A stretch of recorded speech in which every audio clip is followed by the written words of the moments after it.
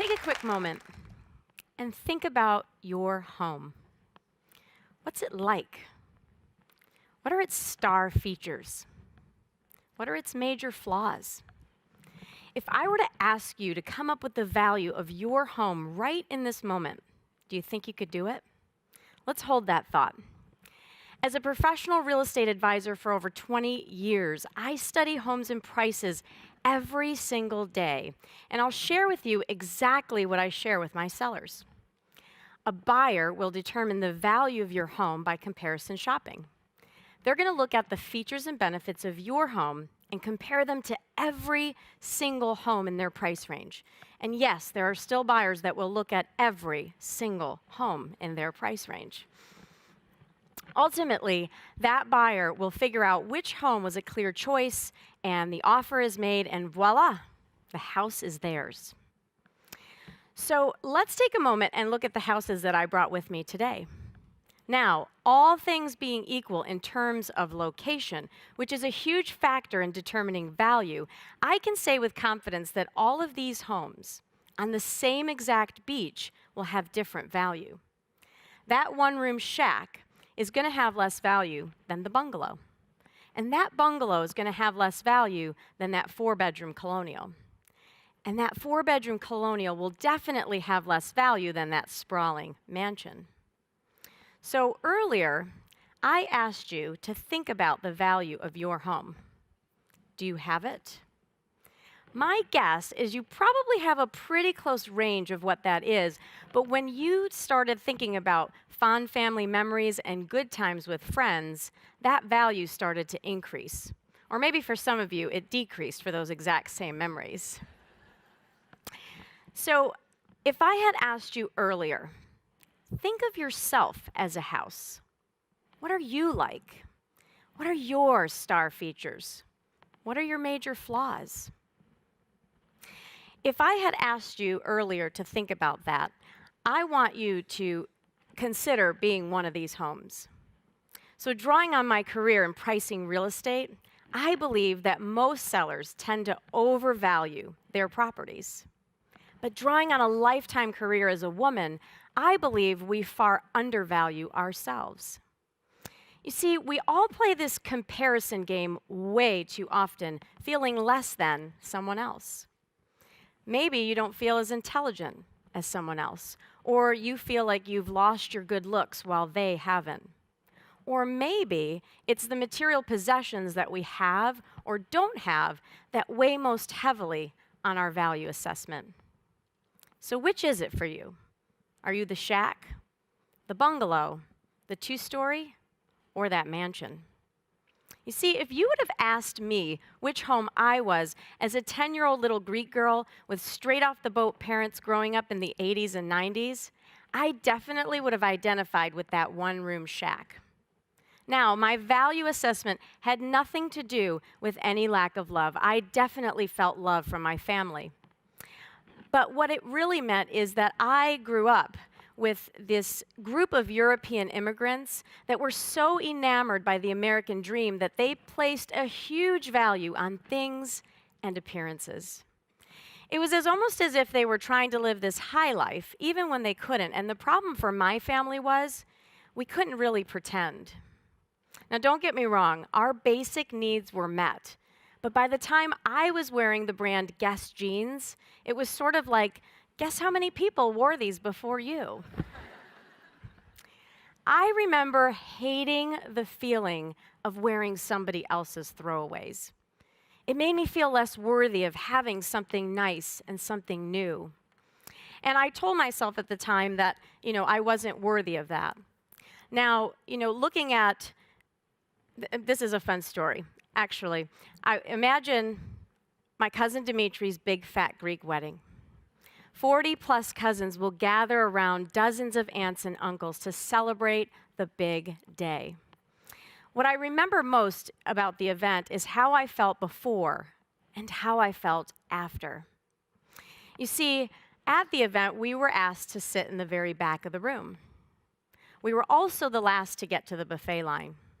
And by the time my brother Dimitri and I got to the dessert table, all that was left or 3 figs and a piece of baklava to share. Once again, I felt like a little shack. It was as if I told myself we were less worthy of getting to the buffet line any sooner than dead last. So it must have been our inferior home, our used clothing, and our lack of money. True or not is just how I felt at the time.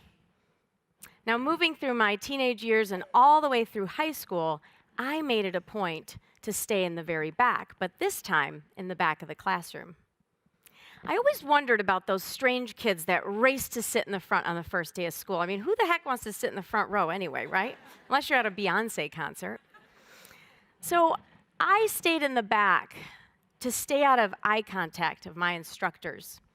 At the time, I struggled academically, and mainly in math. I couldn't grasp basic math concepts that seemed so easy for my friends in the front row.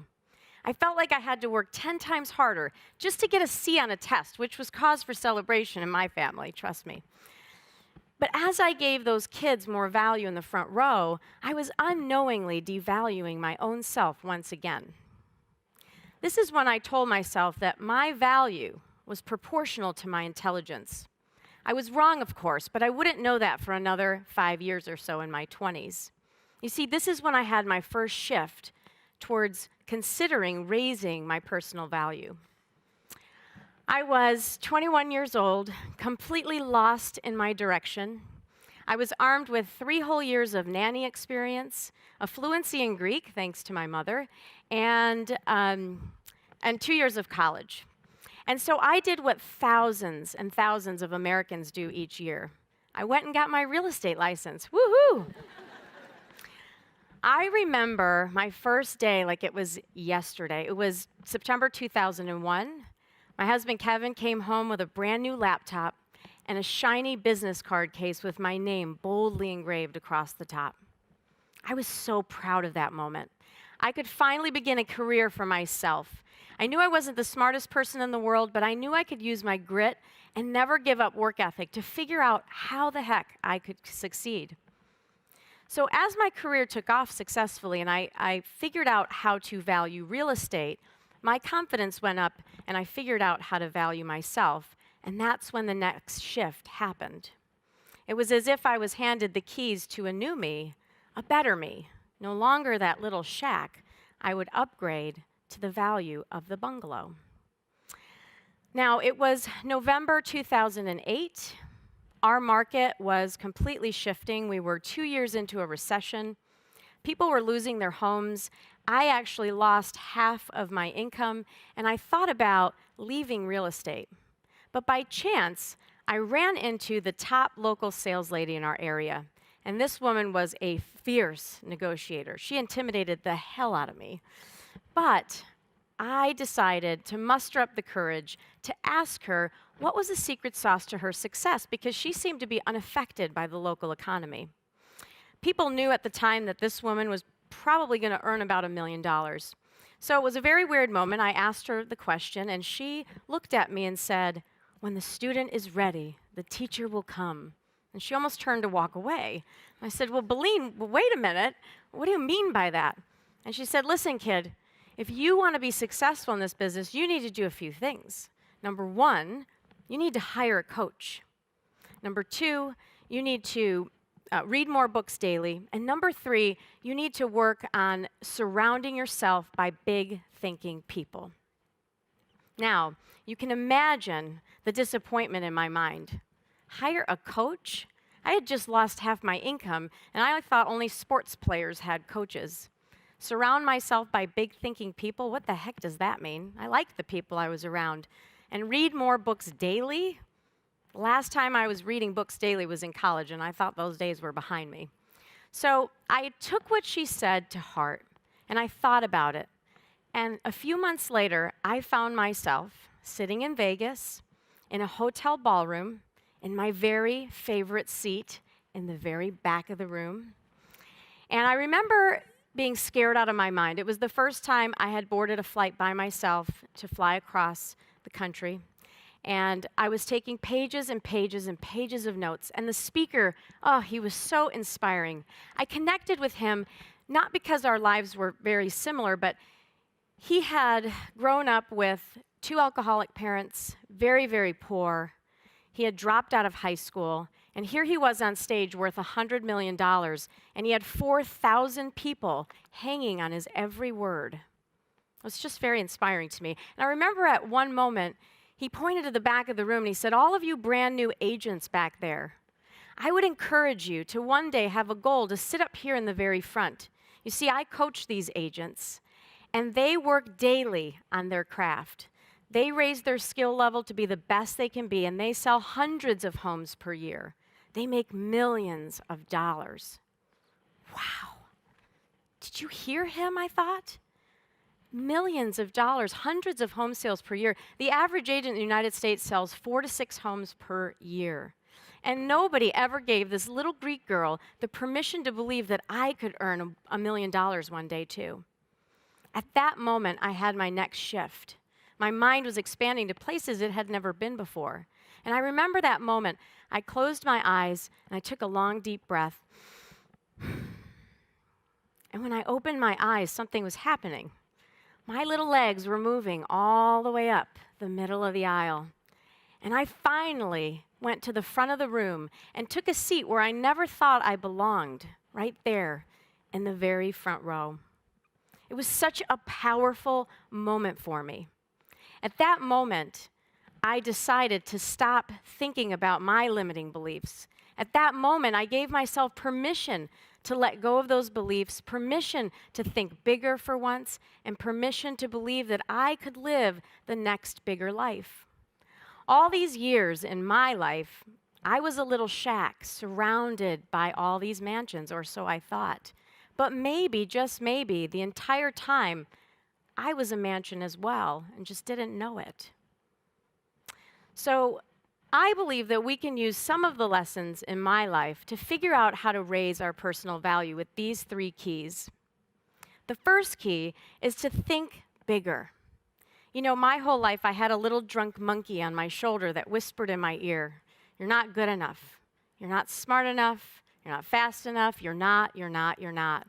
But it's at some point we have to just quiet that monkey mind and get rid of it. We're all born with whatever purpose we have inside of us, but we've got to find the vehicle to let that purpose have a voice. The second key for me was surrounding myself with the right people. So there's a famous quote by Jim Rohn, and he says we're the average of the 5 people that we spend the most time with. But I think it's much bigger than that. I think it's the average of all the people in our life that we spend the most time with. So who are your people that you can be vulnerable with, that are not going to judge you? Think about your home life and your work life, because you have to surround yourself with people that believe in you more than you believe it yourself at times. And the third and final key for me is heavy accountability.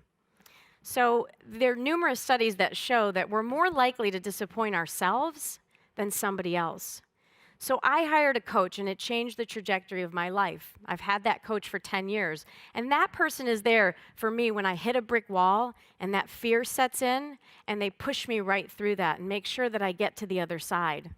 My goals were bigger than I could be accountable for. So the next time you're driving down the road and you see one of those little for sale signs in a yard, I would invite you to pull your car over, not because you care about the price of that home, but more to check in on your dreams, your goals, and your personal values. Are you underpricing yourself? Are you giving yourself everything you deserve? The key is to think about it until something clicks. And when it does, and you truly value you, I promise you, you will come home to yourself. Thank you.